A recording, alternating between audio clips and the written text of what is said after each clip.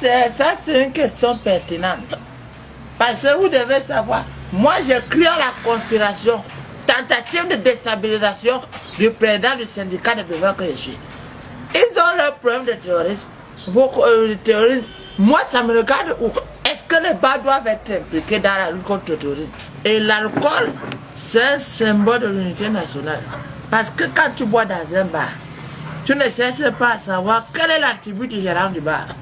Et parmi les que boivent chez les bêtises chez les anglophones chez les bessards. Tout ça, c'est l'unité nationale. Alors, quand il y a une certaine qui veut venir semer le terrorisme ici, moi, je n'ai pas de problème avec ça. Pourvu que leurs engagements ne touchent pas le bar. Vous devez savoir que nous sommes une religion. Et il y a le catholicisme, le protestantisme, nous c'est l'alcoolisme. Et le tout-puissant Bacchus, Dieu déclare sous la cassure. Et c'est encore. Boire sans sur le gaspillage. Donc nous essayons en espérant atteindre nos objectifs. Si l'État dit qu'on doit fermer les bars à 19h, si à 19h, est-ce qu'ils sont sûrs qu'on sera des assauts? Est-ce qu'ils sont sûrs qu'on sera des assauts? Ça, c'est pas normal. Il faut donc, si vous voulez qu'on fasse les bars à 19h, il faut prévoir dans les méthodes d'accompagnement, notamment le dédommagement à intérêt. Parce que nous militons pour une cause citoyenne. Nous arrivons dans les débits de boissons. Nous buvons tous les bains des congélateurs pour que les enfants qui ne sont pas encore âgés de boire, qui ont commencé à boire, plus que leurs parents qui boivent avant l'indépendance, pour qu'ils ne trouvent plus rien à boire. Nous venons dans les bars afin de finir les bières. Et c'est comme ça que l'État nous récompense. En fermant les bars à 19h. Qu'ils fassent le terrorisme, pourvu que le terrorisme ne touche pas les brasseries. Ça, c'est là que je vais organiser une masse. Ça, c'est pas normal. C'est pas normal. Il ne parle de terrorisme. Le terrorisme n'est pas brassicole. Le terrorisme, c'est même bon, même si le terrorisme est brassicole. Vous ne savez pas qu'il peut y avoir les bombes dans les bières. En buvant, nous pouvons détecter les bombes. Il ne faut pas négliger les pistes. C'est un fait. Beaucoup de barab.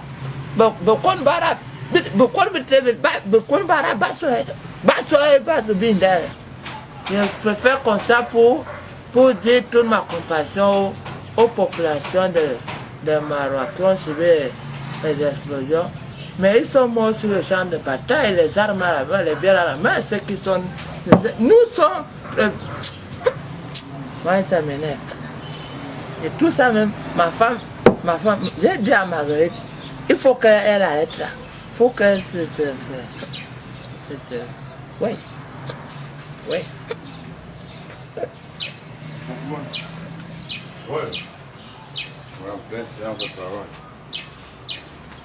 Vous voyez, je suis en train de voir les gens bien. Vous comprenez que les camionneurs vont entrer au bar. Vous les fermez le bar.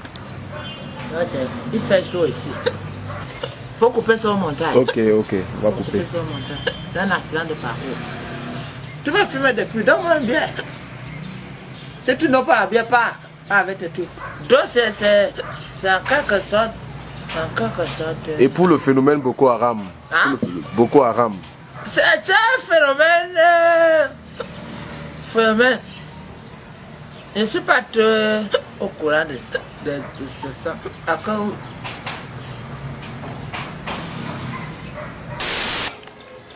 Ouais, man, tu en as peur, c'est un peu sérieux.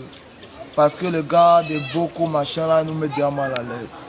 Avant, tu pouvais commander ton secteur, ton petit 20h, tu waka, tu bacs peut-être à 3h, tu as dû arracher tes 50 téléphones, tu as dû couper peut-être 102 chandelles, tu as tapé peut-être 5 saltos, tu as dû d'un portable, tu as apporté un laptop, porté un écran plasma, un genre.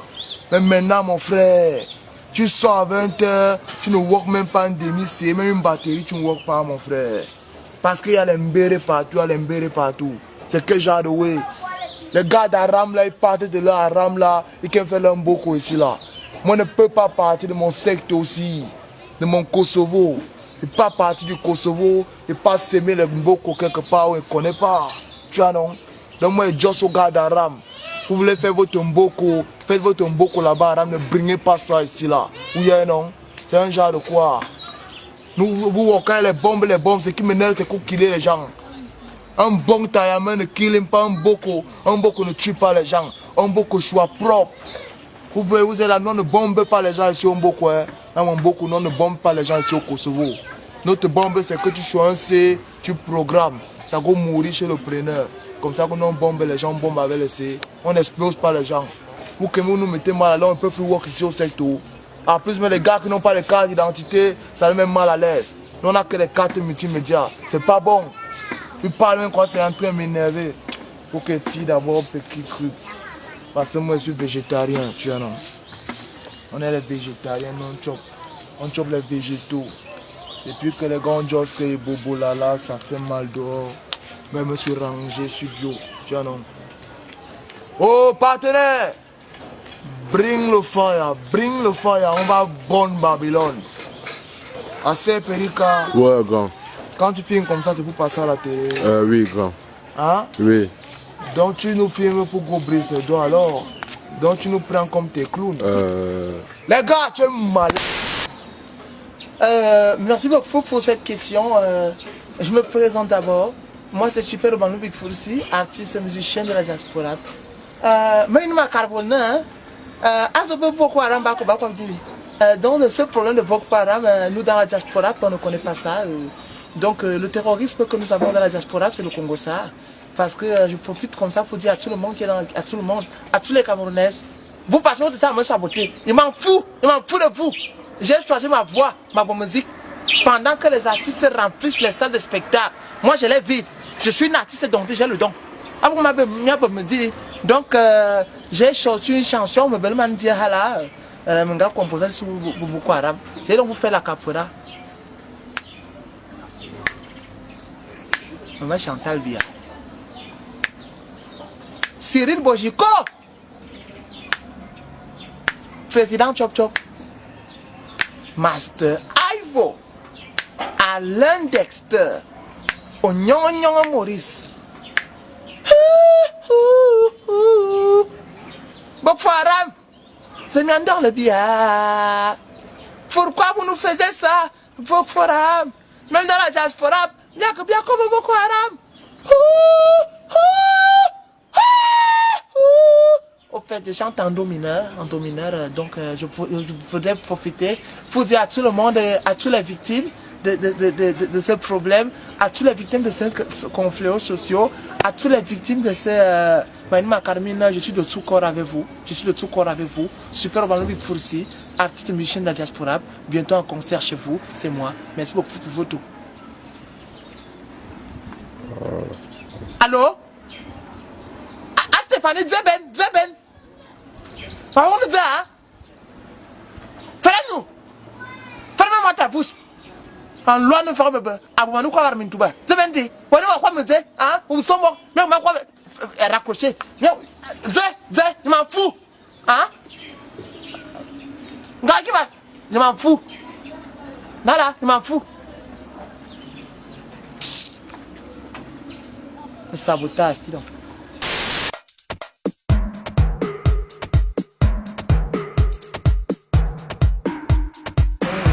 Donc ça, pas repasser. Thank you. Ça c'est une question que c'est important. Because I just want to tell you that l'affaire de Boko Haram, c'est un problème que ça peut trouver les solutions simples. L'argent complique même ça parce qu'elle ne veut pas comprendre que en Afrique, c'est les traditions qui prédominent. Tout va voyer dans la chambre. Pour sécuriser la chambre, on prend un chaussette rouge, on attache sur le maïs. Là, si une bandit vient, il a peur, il ne touchait pas. Ou bien s'il touche, il calme. Mais maintenant, il y a un petit problème de terrorisme. On envoie les gens, les soldats. Si les marabouts, les pygmées, les anglophones, les bamlekais, les Nyewondo et les Bata, ils se mélangent. Je suis sûr qu'on peut trouver une solution pour combattre Boko Haram. Mais parce que l'État ne veut pas faire confiance à la tradition, il bouleverse tout. Exemple, même dans les scrutins électoraux, tu vas voir les élections, quand il y a peut-être les élections municipales, les élections parlementaires, etc. On perdait la temps pour partir faire les votes. Alors que si on fait confiance à la tradition, on pouvait prendre une bout de papier, on écrit la note, on roule, on jette. On appelle un enfant qu'il n'est jamais vu, il n'est jamais voir la couleur de la cuisse d'une femme. Il vient prendre le papier, il ouvre, et c'est la note qui sort, c'est sans compter que c'est lui la présidente, la parlementaire. Dans l'interview, on fait comme ça. Pourquoi l'État veut tourner le dos à la tradition? Si on dit que les Boko Haram, les marabouts se mélangent, ils faisaient les...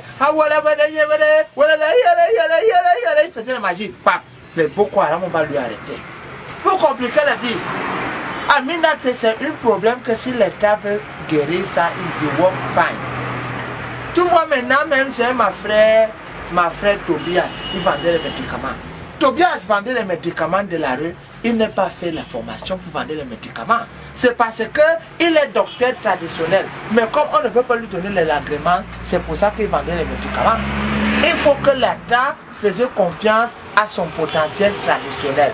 Because when you look at tradition, si tu es accroché à la tradition, nothing ne va pas te parler. Tu vois, moi je suis couturière, je cousais. Je suis de cette fille, ça me déçoit. Vous l'avez donné de toi par exemple, à l'époque, il y avait les caméras, on filmait ça avec la miroir. Tout venait avec ta pourrie caméra, tout filme les gens. Ah, go away. C'est pour la télé, monsieur. C'est pour la télé. Télévision? Yes. Ah, c'est pour télévision.